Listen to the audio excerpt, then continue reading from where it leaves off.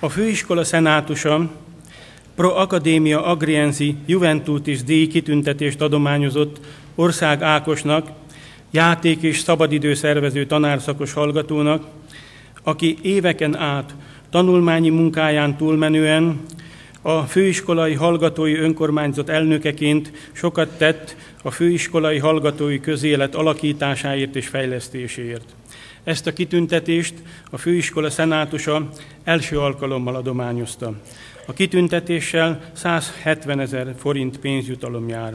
A kitüntetést rektor úr adja át.